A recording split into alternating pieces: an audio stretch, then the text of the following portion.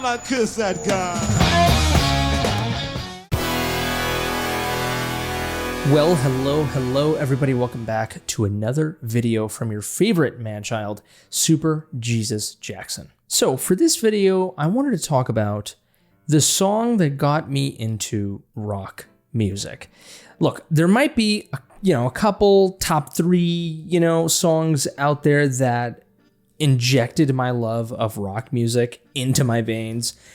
But I think when I think of that list, or the couple songs that are on that list, I think of Purple Haze by Jimi Hendrix, 100%, full stop. When I hear that song, even to this day, it transports me back to, being 12 years old or being 13, playing Guitar Hero World Tour on the Wii, of course, like a good 12-year-old does. 13-year-old, I think, I don't know, one of those, maybe even younger, I'm not sure. Purple Haze has one of the most iconic riffs in all of rock music.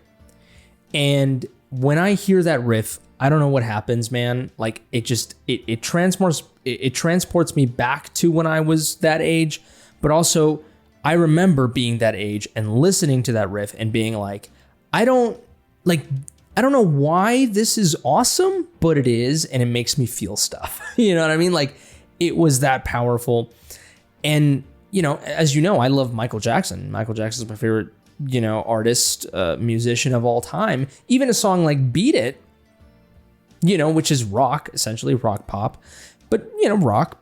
I was like, I wasn't even a huge fan of it. It was only, I became a fan of Beat It like much later in my life. But I was a fan of Purple Haze. Hell, Michael Jackson's Black or White, another one of his iconic rock songs. Again, not really a fan of it until much later. Purple Haze is so special in so many ways, lyrically, instrumentally. And I wanted to play the song, but specifically the version that Guitar Hero World Tour uses, because I think it's because I've heard the original version of the song, and it's much slower. This one right here, the live version, man, specifically from San Diego Sports Arena in California, May 25th, 1969. Oh my God, it's absolutely incredible. Hopefully my body and my face will show you just how special and how amazing this song is. This is it, Purple Haze, the song that got me into rock music, essentially. Maybe there's a couple songs that, come together by the Beatles. Maybe that's one of them. But I don't think to this degree. You know what I mean? Like to the point where like, okay, I'm hearing a guitar riff. It sounds metal as hell, and I'm in it, I think this song definitely takes the cake, but I could be wrong. Maybe by the end of the video, I'll bring up another song that definitely did it for me, but let's do it.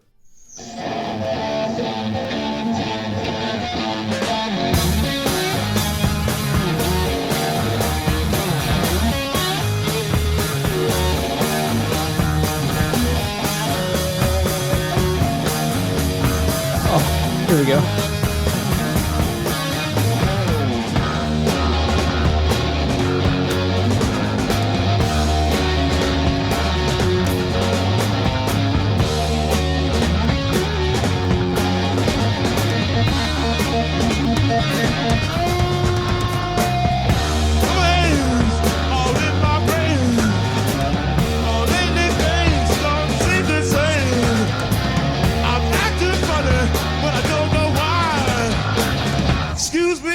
While I kiss that guy.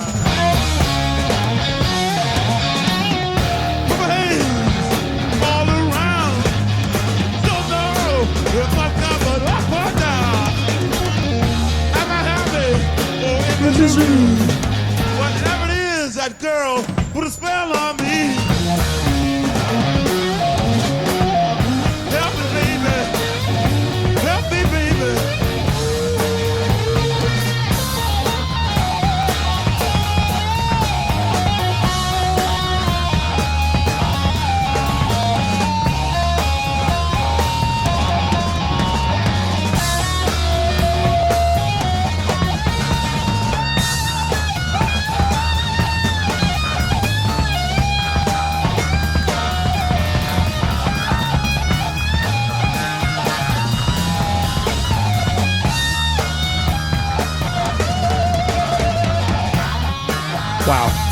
Okay. I have to stop it right there. Look, this the song's like 4 minutes long. I went almost 2 minutes, 1:55 into this song without even stopping. This is a song that you can't stop. You just have to let it roll, man. It's hard to find a stopping point with this song because of how good it is. It's so intense. Look, there's so much to talk about already here. I think the biggest thing that I'll say is that Jimi Hendrix as a guitar player is obviously, he's one of the most iconic guitar players, if not maybe the most iconic guitar player, maybe besides Eric Clapton, maybe.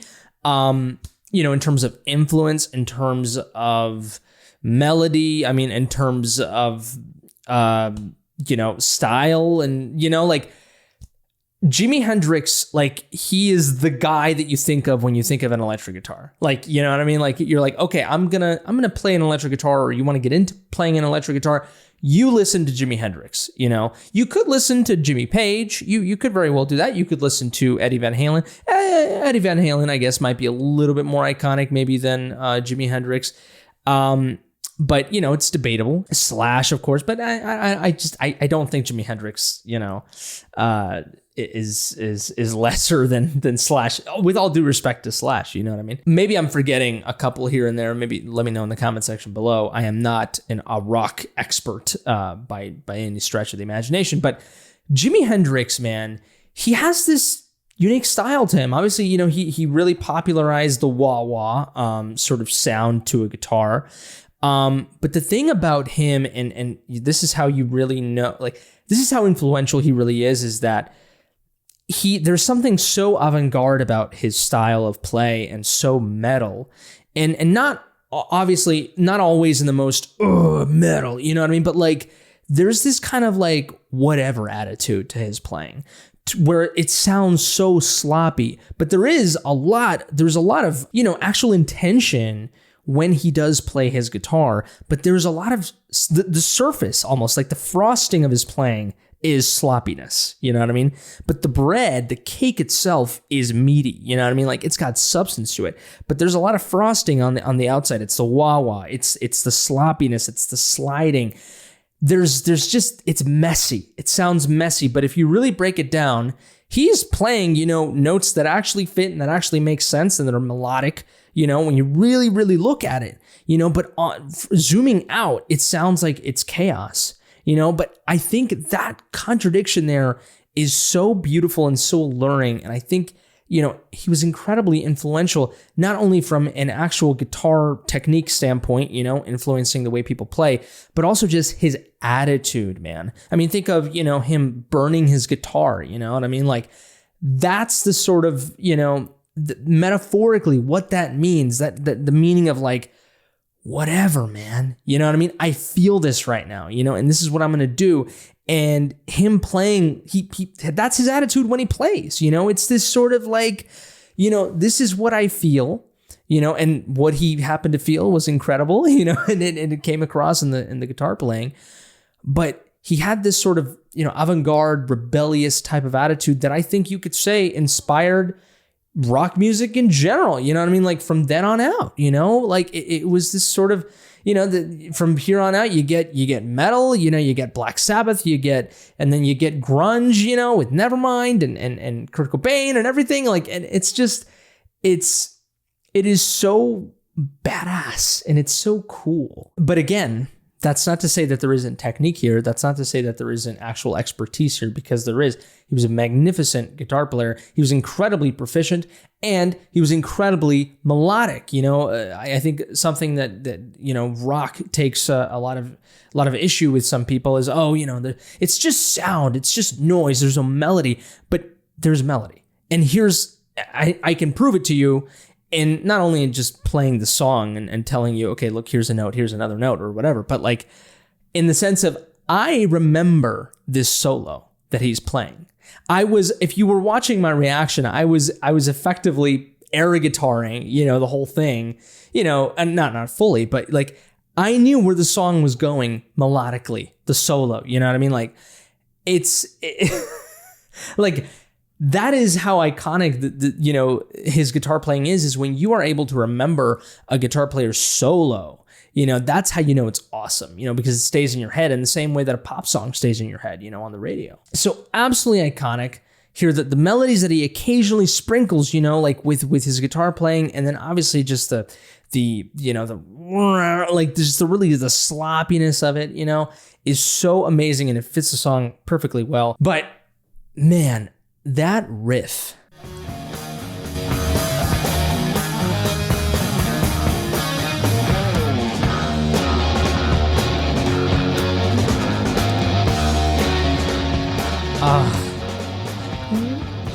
Dude, why does that riff just make me feel so much bliss, so much happiness? Like, seriously, why?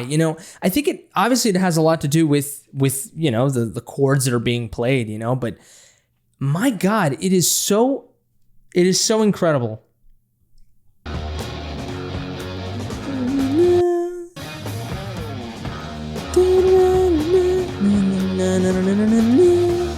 It's just, I think that riff right there, that section of that riff is probably the most impactful one for me. I don't know what it is, but that chord right there, it's so good, man.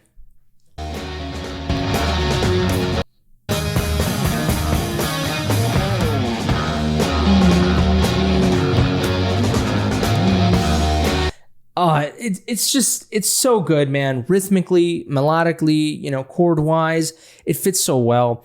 And the bassist throughout this entire song is amazing as well. He's got his moments as well. When I hear a melodic bass player, that isn't afraid to just kind of dance a little here, dance a little there, away from, the typical, just play the guitar riff, but, 3 octaves down or whatever, right? You know what I mean?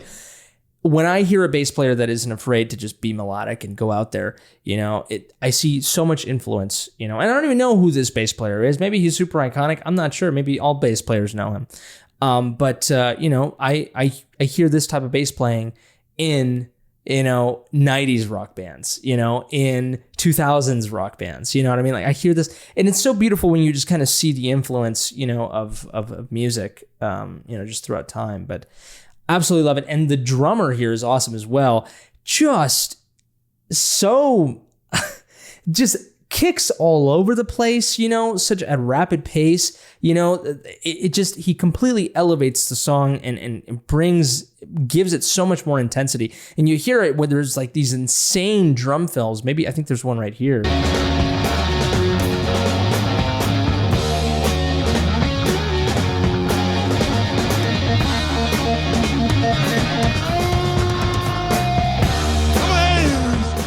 Well, that was a really good drum fill. Didn't really have a lot of kicks in there, but it's very good. I think he goes pretty ham later in the song, so we'll keep listening to the song. Excuse me, what? I think we were left off right about here.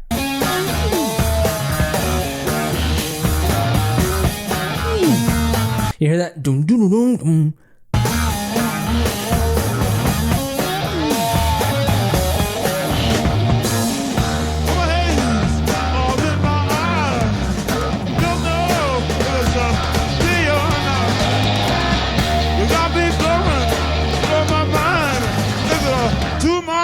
Or just the end of time. No, help me, baby. Hey! Yeah! Hey! Yeah! Hey! Oh, baby, you got me going around. There he is, that drummer, man.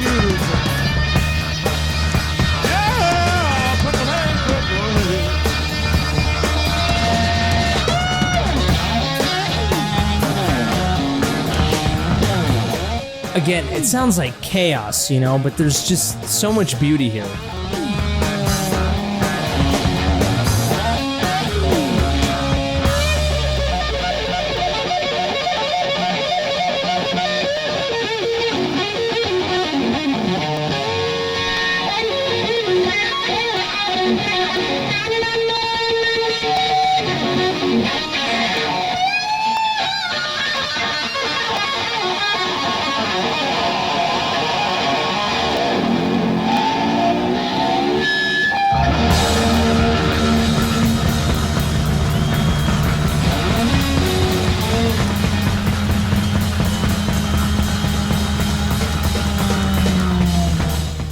Wow. Dude. Oh my God. The wah-wah, the distortion. I mean, oh my God. Hear the end note right there. Just, it's so satisfying to hear. It's like a cockroach being stepped on. That's what it sounds like. It's so good. It's so satisfying, man. But again, you know, this is another reason why he was iconic, right? Is that even in the sort of, even in this chaos, in this you know, what seems to be just noise, right? You know, in this outburst of noise, Jimmy manages to make it melodic. He manages to make it a thing. You know what I mean? Like, it's a part of the solo, even. Although I don't know how it works. It might have been accidental. It might have been on purpose. You know, I'm not sure, but it comes out and it works completely. You know, these moments of extreme noise, you know, oh God, it's so beautiful.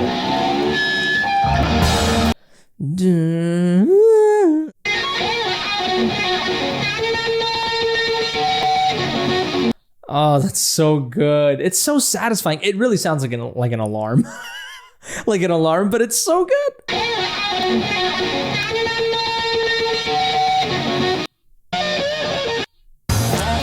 And how he goes into this solo, absolutely amazing.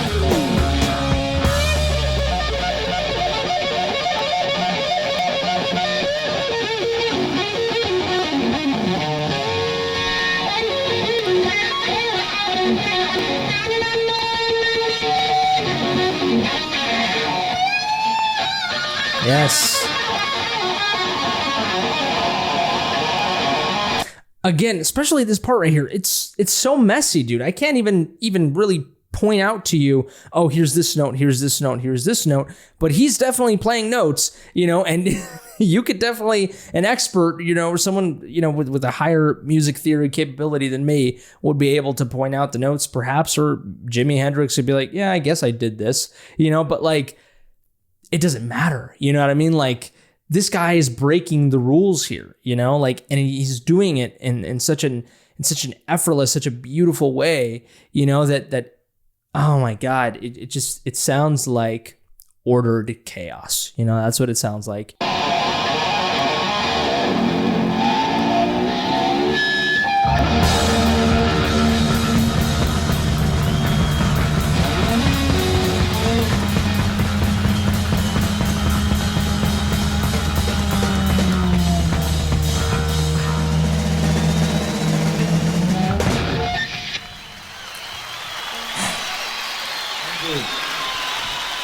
Thank you, and good night and peace. Peace to you, and happiness. Thank you. Peace and happiness. I love it. It's beautiful. There we have it. That was Purple Haze, man. And look, I didn't even talk about, you know, Jimi Hendrix's, you know, delivery, you know, his vocal performance. I think it very much goes in line with his, you know, instrumentation, right? And his arrangement. It's very carefree, even in some of his ad libs, you know, when he's going like, yeah, you know, like he's just a guy who just did what he loved, and you could feel it in his music, you know, and it all worked, you know, because it was so authentic, right? And I think that's the thing that a lot of people don't particularly like about today's music, right? Is that a lot of it is so fine-tuned, so commercial, so artificially made, and not just, you know, the looming, you know, danger of AI and music and stuff like that, but what I mean is like, it all feels so artificial. It all feels like it's a product, like it's made for you to consume and listen and be repeated over and over again, and to just and for social media clicks and for sensationalism, but also these artists and the music that comes out today is so expertly crafted to go to your ear and to make you want to listen to it, but also it's so trendy, you know, it's following trends, you know, it's so desperate to be a hit, you know, everything. And everything is so overproduced and every album, you know, everything is made by like fucking hundreds of people, you know, and everyone has a decision, you know, and that impacts that album, and nobody really is just, you know, everyone writes like, there's like 12 songwriters in every song, you know, now, like, you know, there's really no like auteur, you know, artist out there. And there's a few, you know, like when you think of Billie Eilish and Phineas, of course, that's a pretty special thing in today's music. But you know, everything feels so just, it doesn't have an identity. It doesn't have authenticity to it. That's just my take. But I wanted to share this song about my love of rock music and how this song, I think, is the culprit to making me fall in love with rock music. I listen to it and I feel stuff. You know what I mean? And I think it goes in line with just how, I'm pretty sure there's a book out there about it. I'm pretty sure if I do the research, I'll find some sort of answer. But it is insane to think that music, you know, it is what it is, and it makes you feel stuff. You know what I mean? Like we know that it affects your brain and stuff like that, and it can make you feel shit, you know, but like we can't like tangibly almost explain it, at least from what I've, you know, seen, you know, like we kind of treat it as almost this kind of spiritual thing, you know, where it's just kind of like this invisible thing that like makes you feel stuff. You know, it's not like chocolate where like you eat it and you know that it gives you like that dopamine hit, you know what I mean? Like, or serotonin or whatever it is, you know what I mean? Like we know that chocolate makes you do that. We can see how it can affect the brain. We know that.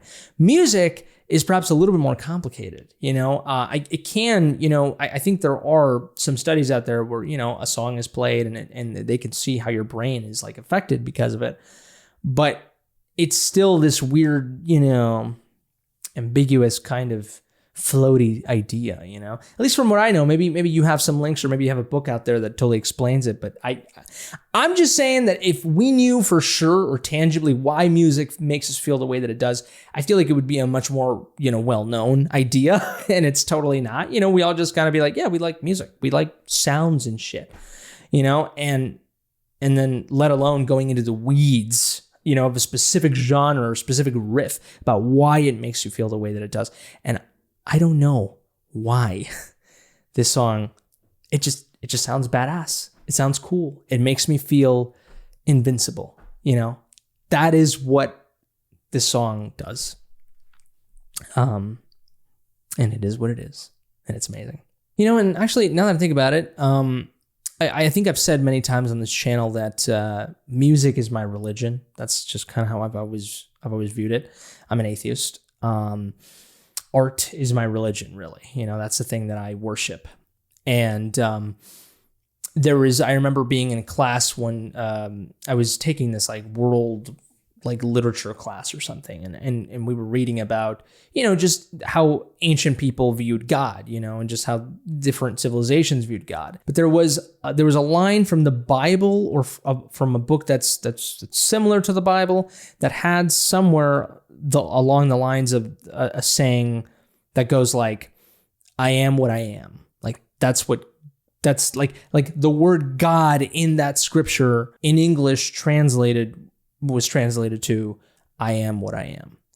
And I think it's very, and it sort of, you know, perpetuates this notion that God is what it is. You know what I mean? Like it's kind of like the sky is the sky, you know, and the universe is the universe. Like you can't really, we have theories, but we don't really exactly know where we come from or why the universe is what it is. In the same way, you know, I think when you think of God like that, you know, it makes for a more, you know, a God that has more validation to it. You know what I mean? Like it gives it more legitimacy, I guess, you know, even though like I said, I don't think there's a God. But it is a very, you know, like if there was a God, you know what I mean? Like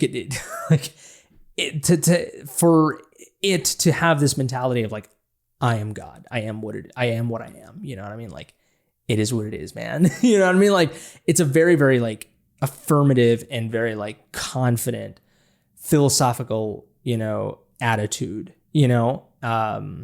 that really builds the idea of God. It only strengthens it.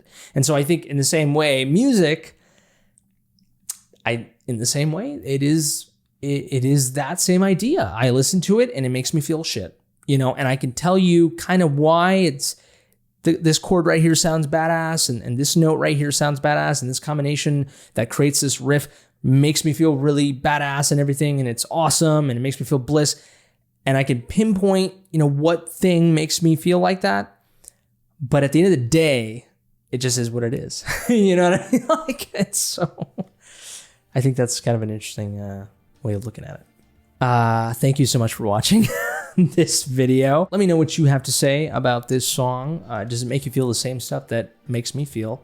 Let me know in the comment section below. Do you agree with me? Do you disagree with me? Whatever it is, let me know. Give this video a like if you like, dislike it if you didn't. Subscribe to the channel if you enjoy this content and you want to see more stuff like this. If it's your birthday, happy birthday to you, you beautiful creature. But I think that's it for me. You all take care, stay safe, and until next time, I love you.